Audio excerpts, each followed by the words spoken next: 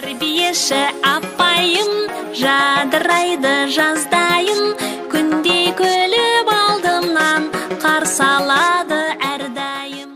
Тәрбиеші балабақшаны бақша деп алып, келген бала гүл болса, онда ол сол гүлді бағып күтіп, барлық жәндіктер мен құстардан қорғайтын бағбан.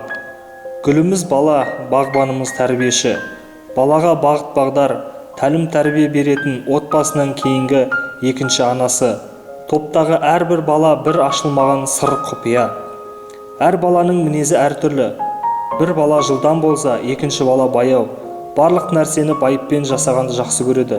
Ал үшінші бала болса, өзімен өзі отырғанды жаны сүйетін болып келеді. Тәрбиеші әр баланың жас ерекшелігіне, мінез құлқына қарай бейімделіп, онымен бірге бала болып сөйлеп, бала болып ойнап, бала болып күлу оңай емес.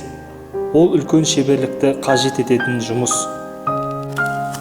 Ән салғызып, билетіп, көңілді олар жүреді, тақпақты да үйретіп, ойната да біледі. Қызық-қызық ертегілер балаларға оқып береді, жылауықта тентек те сол апайларға көнеді. Кішкентай ғана балалар апайларға сенеді, бұл апайлардың бәрінде сыйлап жақсы көреді. Естіп кейде қаламыз тәрбиеші апайды, қамқоршысы баланың деп ауылда атайды. Сіздер жас ұрпақтың санасына сына қылып енгізетін тәлім тәрбие, үлгі өнеге өлшеусіз. Сіздер жастардың болашағын айқындайсыздар.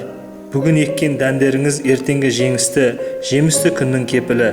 Құрметті тәрбиешілер, шәкірттеріңіздің құрметі мен махаббатына бөленіңіздер. Шығармашылық ізденістер тілейміз. Мерекелеріңіз бен мерейлеріңіз үстем болсын.